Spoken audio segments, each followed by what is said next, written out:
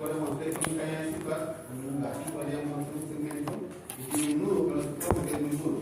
En ese nudo, aquí se encuentran los medicamentos intercalares. Una vez que la planta tiene por ahí, los medicamentos intercalares empiezan a funcionar, ¿no? Y nuevamente, ¿qué hacen? Mitosis. Hacen mitosis y empiezan a formar sus brácteas, luego formarán sus hojas, consecuentemente se tendrá una planta completa. Entonces, la reproducción sexual se produce ¿por qué tipo de división celular? Por la mitosis. Siempre va a ser mitosis la reproducción asexual. ¿Y de qué va a dar lugar? Va a dar lugar a descendientes genéticamente idénticos entre sí y a su progenitor. Lo que hacen ustedes, lo que van a hacer ustedes en su etapa profesional, en su desarrollo profesional, por ejemplo, hacer cultivos in vitro, que ya se está generalizando, acá se está generalizando. Trabajar en ello. ¿Por qué? Porque se necesita, por ejemplo, en plantas que cada una de ellas tenga una reproducción alta y buena de acuerdo a las características que requieran los compradores, los clientes. La reproducción sexual provoca variación genética. La reproducción sexual da como resultado nuevas combinaciones genéticas. ¿Por qué? En este caso, a diferencia de la reproducción asexual, ¿qué vamos a obtener? Vamos a obtener plantas, vamos a tener como resultado nuevas plantas con nuevas combinaciones genéticas. Miren ustedes, ¿de qué nos sirve obtener plantas con nuevas combinaciones genéticas? ¿De qué nos sirve? Así como en animales, en seres humanos, nos sirve obtener mejores combinaciones genéticas, nos sirve mezclarnos entre nosotros porque vamos a obtener un mejoramiento genético. ¿Por qué? Porque existen nuevas combinaciones genéticas, ¿no? Yo alguna vez he visto en los RITs, cuando estoy ocioso, no es generalmente mi fuerte, veo un programa de que está de moda, hablando H, eso. Y vi que entrevistaban había un ruso, grandote, un chico, y un cuerpote, ¿no? Así, fino ese muchacho. Estaba con una peruana. ¿Y qué es acá? No, pasa que mi novia es peruana. Y los tipos le dicen a la chica, le dicen, bien, muy bien, chévere, entonces miren, ¿qué vamos a lograr ahí? Si dan fruto. Una combinación genética versus en la casa, ¿no? Pero ¿de qué nos sirven esas combinaciones genéticas en los seres vivos? Pues sirve para poder adaptarnos, para poder sobrevivir, para poder mejorar. Allí se hace el mejoramiento genético. Pero yo le diría a ella que mejor se hubiera casado con un costeño, ese sí está mejor, está mejorado genéticamente. Si tú ves la cara nada más, no todo va por la cara, también es la parte de resistencia, por ejemplo, a enfermedades. Con respecto a ello, acá no sé, a ver, una de las cosas que no me gusta de la administración de esta universidad es que se hacen convenios y los convenios quedan en papel, ¿no? Yo supongo, ¿no?, que mi introducción quiere un convenio en la universidad para que nosotros manejemos un laboratorio, una embarcación o un espacio en el mar para poder hacer crianza de cualquier ser vivo, que este de conchas puede ser. Pero queda ahí, queda en papel.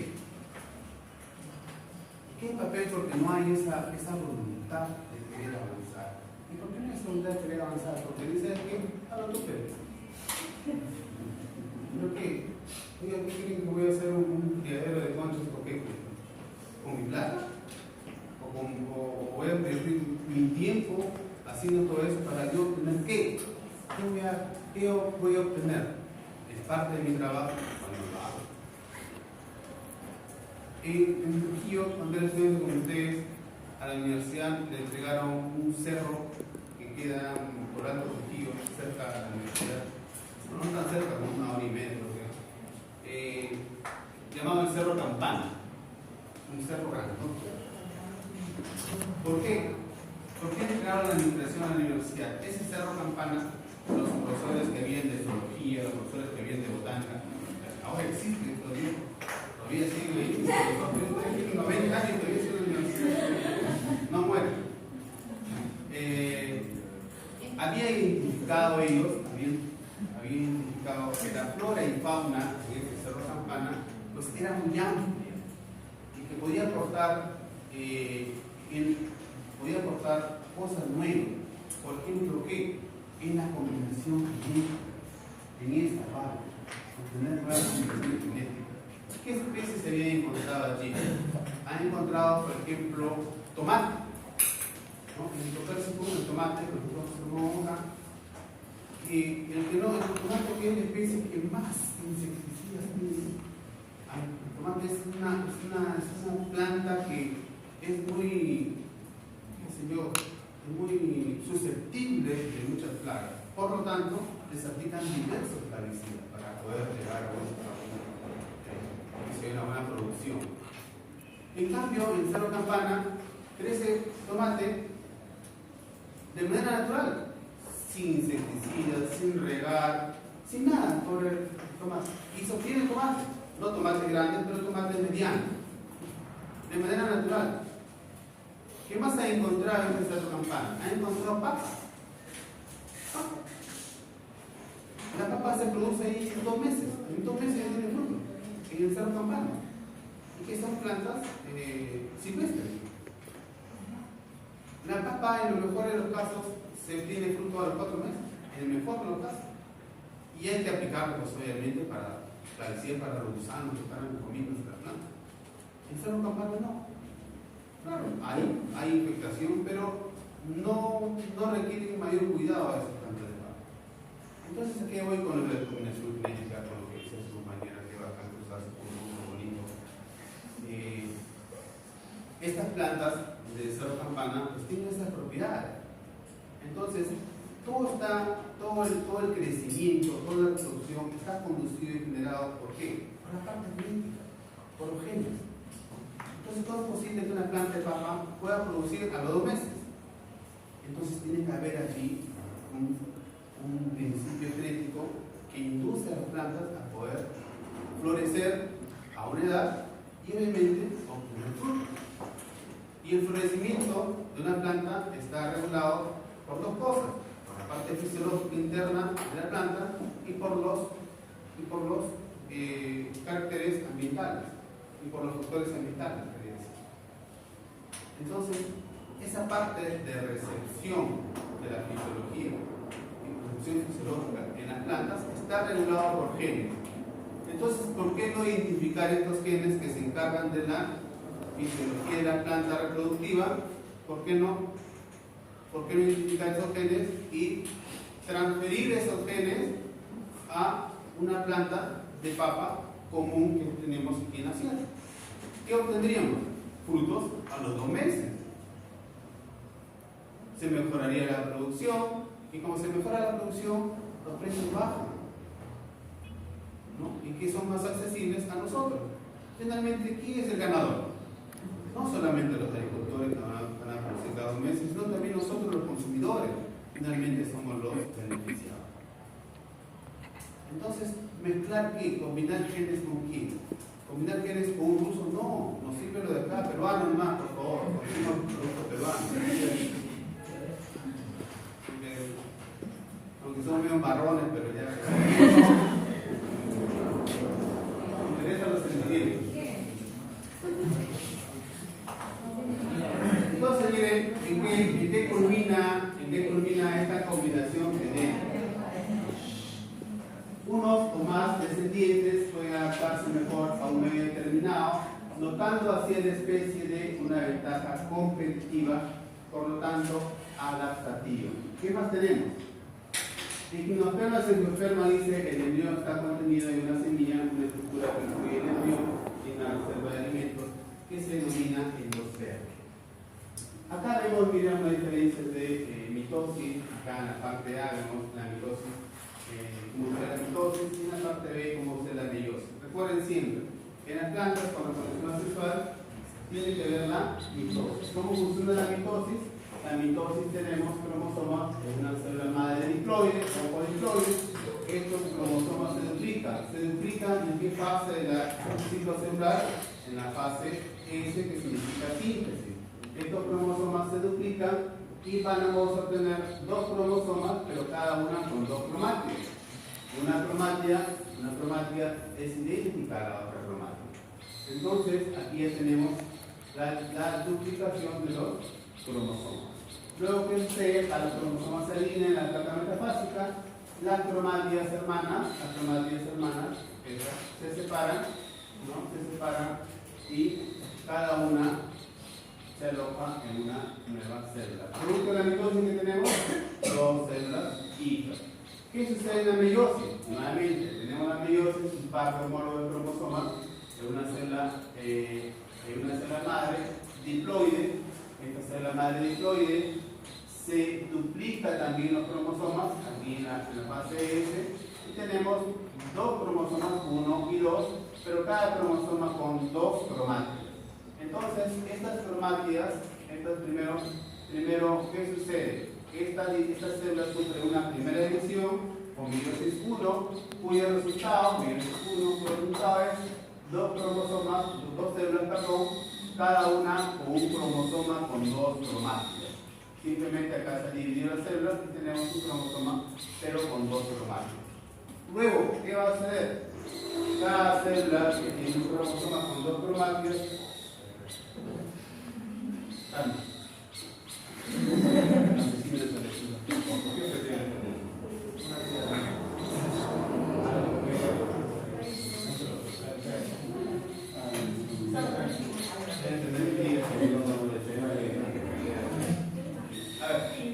sigamos, chicos. Entonces, producto de la meiosis que tenemos, la producción de 4 células, en este caso ya en la meiosis 2, ¿qué va a suceder? En la meiosis 1 tenemos cromosomas con dos cromátidas, pero en la meiosis 2 ya vamos a tener cromosomas ya con una sola cromática, simplemente cromosomas. Recuerden, la manera natural, cuando la célula no se encuentra en división, o sea, cuando se encuentra en interfase, la manera natural de observar los cromosomas sería esta forma, solamente un cromosoma, un palito o una cromática que ustedes pueden decir. ¿Cuándo adquiere el nombre de cromática? Cuando estas se han duplicado. Cuando estas se han duplicado, allí se dice que tenemos un cromosoma con dos cromáticas. Cuando no está en duplicación, está en interfase, el cromosoma se ve de esta forma. Claro, esto es imposible de ver así empaquetado, porque solamente se empaqueta cuando inicia el ciclo celular. Cuando no está en interfase, los cromosomas están sueltos, dispersos. Ustedes han visto, no sé si ahora verán las fiestas serpentinas, las fiestas infantiles. Serpentinas, en mi tiempo era todo serpentina y lobo nada más. Entonces las serpentinas eran por todas las serpentinas ahí. Recuerdo eso porque cuando uno ve el rollito de serpentina que es un papelito, lo sueltas y todo se hacía una enredadera. Eso me hace acordar un cromosoma desenrollado, un cromosoma desespiralado. ¿Qué más tenemos? El ciclo sexual de la planta presenta fases pluricelulares, tanto apoides como diploides.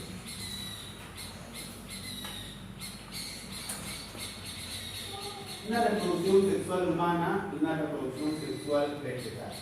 ¿Cuáles son las diferencias? Vamos a observar aquí.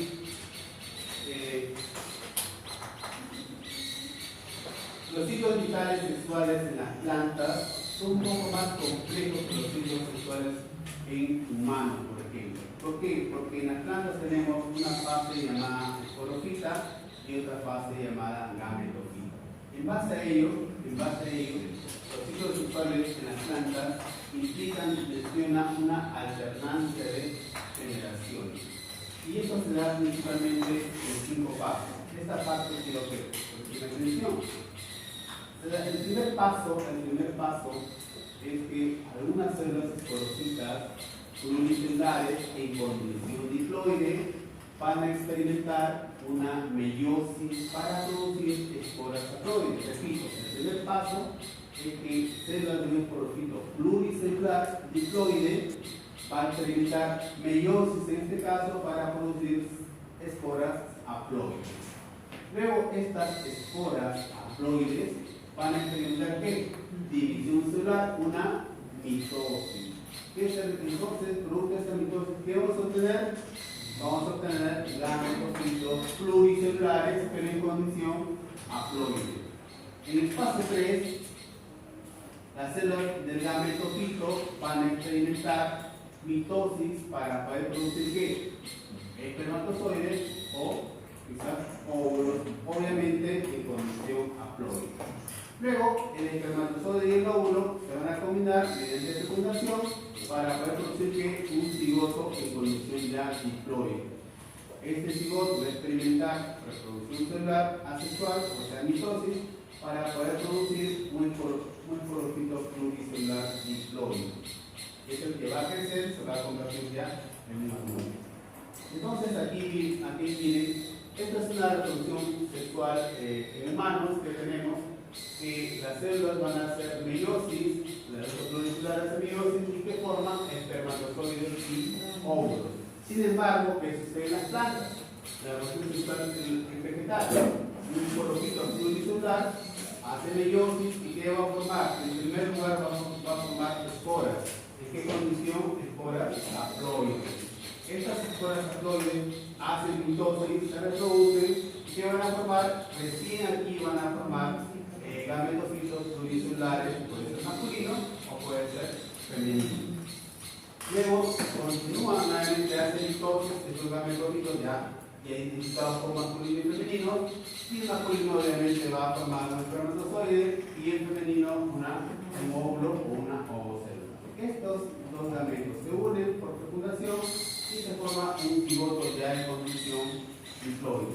Luego, ¿qué va a suceder? Hace mitosis, producto de la mitosis que va a generar el crecimiento. Mitosis, crecimiento y tenemos un esporofito pluricelular nuevamente, o sea, una planta ya adulta. Una esporofito pluricelular que va a crecer hasta convertirse en un árbol.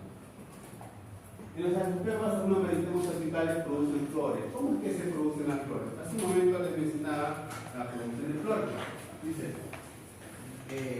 sabemos que en la parte del primer día hemos visto que tenemos meristemos apicales caulinares, meristemos apicales radicales, meristemos intercalares en algunas especies.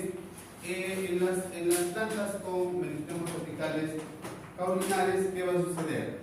Para que sea la floración, se tienen que dar varios eventos, ¿no? Varios eventos. Se tienen que cumplir ciertos factores, tanto externos como internos. Eso lo vamos a ver más adelante en flor cuando hagamos fructificación.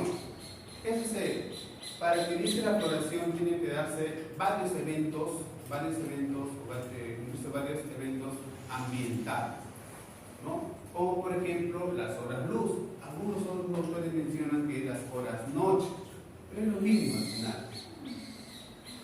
¿En qué momento, en qué estación del año observamos las plantas con sus flores más hermosas, floreando? En la primavera. ¿Qué sucede en la primavera? ¿A qué hora anochece en la primavera? ¿Y a qué hora amanece en la primavera? Puede ser que a las 6 de la mañana ya esté clarito, ¿no? Primavera. Anochece, puede ser 6:30, 7, ¿no? Entonces, ¿cuántas horas luz tendríamos aproximadamente? De 12 a 13 horas, ¿no? De 12 a 13 horas. Entonces, miren, ese factor ambiental de las horas luz, induce a que algunos receptores que se encuentran en las hojas, principalmente de las plantas, recepcionan ese estímulo ambiental y van a empezar una serie de procesos biosintéticos que van a culminar con ¿qué? Con la producción, menciona la literatura, de un complejo hormonal denominado florígeno. Ese complejo hormonal denominado florígeno va a inducir la producción de ¿qué? De flores. ¿Cómo se van a producir las flores?